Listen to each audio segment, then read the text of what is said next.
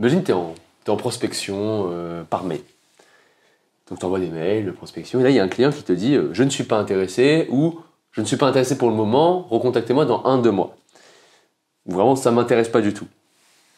Qu'est-ce que tu fais? Parce que c'est un peu différent quand même, recontactez-moi dans 1 ou 2 mois, ou je suis pas du tout intéressé. Vas-y, c'est je suis pas intéressé. C'est juste ça, je suis pas intéressé.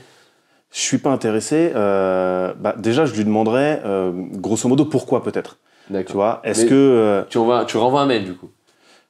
Alors, je pense que la bonne méthode, mais c'est pas forcément celle avec laquelle je suis le plus à l'aise, parce que je viens de me prendre un râteau, mais je pense que la bonne méthode, c'est de décrocher le téléphone. Voilà. Maintenant, moi, je pense que je le ferai vraiment par mail, parce que c'est bien que j'ai de plus en plus de facilité à décrocher le téléphone, mais bon, quand même, pour savoir, en fait, pourquoi il n'est pas intéressé. Parce que si c'est juste je suis pas intéressé, pourquoi? Parce que c'est pas le bon moment, parce qu'il n'y a pas le budget, parce qu'ils sont dans un lancement de quelque chose, voilà, et que lui il s'est jamais dit que c'était la vidéo qui allait l'aider, pardon. Ouais.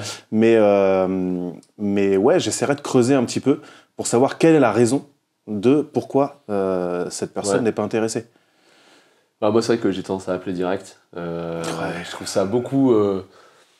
C'est une interaction que je trouve meilleure parce que quand tu envoies un mail, surtout à ça, souvent les gens ne répondent pas, quoi, et ça devient un peu compliqué de relancer, alors que l'appel, de suite il y a un côté, on peut désamorcer le truc, on peut dire ouais, je vous appelle, merci beaucoup d'avoir répondu à ce mail. Déjà, c'est pas tout le monde qui répond aux mails de prospection, donc merci beaucoup. Effectivement, j'ai bien noté que vous n'êtes pas intéressé, mais justement, je trouvais ça un peu bizarre dans un monde aujourd'hui où la vidéo occupe autant de place dans la communication que vous ne l'utilisiez pas, donc je veux juste avoir quelques éclaircissements. Qu'est-ce qui fait qu'aujourd'hui vous pensez que la vidéo n'est pas un bon biais pour un bon moyen pour vous?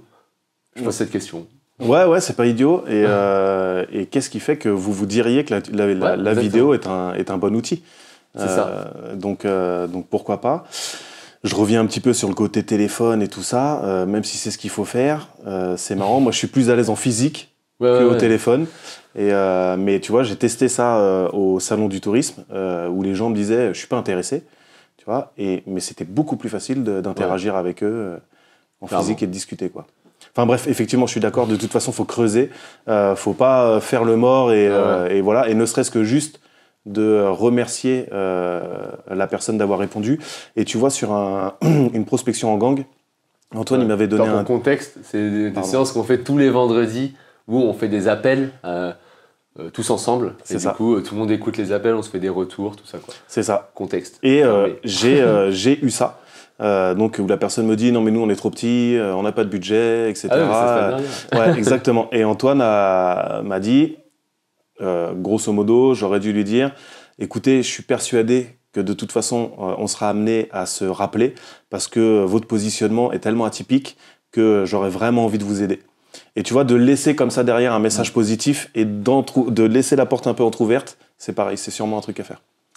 Ouais, moi franchement, pour avoir été là à ce moment-là, c'est vrai que quand les gens te disent on n'a pas de budget, machin, faut comprendre qu'il y a deux trucs, c'est que souvent ils ont du budget, tu vois. Genre tout le monde, imagine que tu vends un projet à 2000 €, en vrai tout le monde a 2000 €, tu vois. Si demain vraiment c'est un truc de foot, tu vas les trouver tes 2000 €. Personne en France n'a pas 2000 €. Donc, tous les gens qui te disent j'ai pas cet argent, c'est juste que dans leur priorité, ils jugent que c'est pas ça. Alors des fois ils se trompent totalement, désolé pour les vidéopreneurs qui prennent des rendez-vous et qui trouvent les vidéopreneurs trop chers, mais des fois, il y a des gens, je les contacte 1 an après, ils sont au même point et ils n'ont toujours pas cet argent.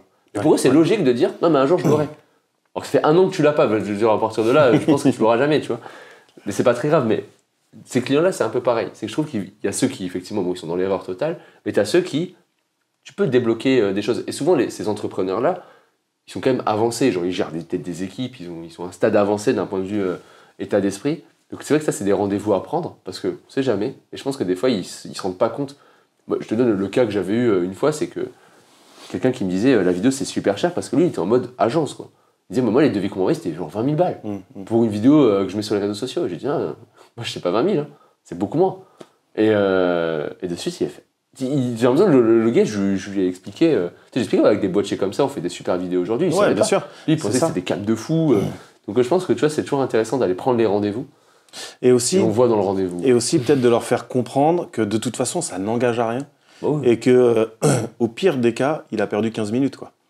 Donc prenons ce temps quand même. Moi, je suis persuadé de pouvoir vous aider sans vouloir parler de budget, mais moi, ça me permettra de comprendre un peu mieux votre business. Et ça tombe bien parce que votre business, c'est une des cibles que je cherche à connaître mieux. Du coup, prenons un petit rendez-vous de 15 minutes. Ça coûte rien et ça ne vous engage en rien. À la fin, vous n'allez pas signer de contrat, quoi.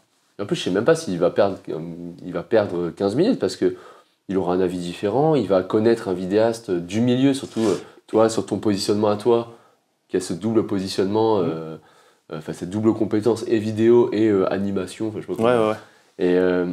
Et du coup, automatiquement, c'est quand même des profils assez rares. Vaut mieux te connaître que ne pas savoir que tu existes. On ne sait pas de quoi demain est fait, mais en tout cas, si demain, les choses, parce qu'il partout de qu'on fait le rendez-vous, que vraiment il n'y a pas de budget, c'est mort et tout, c'est pas dire que c'est mort demain, quoi. On ne sait pas ce qui va se passer demain. Et des fois, le fait d'avoir tout mis ça sur la table, ah ouais, là c'est bon, c'est le bon moment, je vais rappeler Thomas. C'est ça, et c'est ce qu'il faut laisser comme image. Maintenant, moi, honnêtement, c'est très difficile. Je me prends un râteau. Voilà. Mais tu vois, j'ai reçu un mail d'un ancien client pour savoir un petit peu feedback, comment ça s'était passé. Il n'utilise pas forcément bien ma vidéo et en gros, il me dit ouais, du coup, je sais pas si je vais refaire des vidéos et tout ça. Donc je lui explique, c'est dommage. Là, t'as plus rien à perdre à utiliser ma vidéo. Écoute, moi, je reviendrai vers toi de toute façon, ne serait-ce que pour boire un café, même si on discute pas de business entre parenthèses. Tu vois, c'est pas grave, maintenir le lien.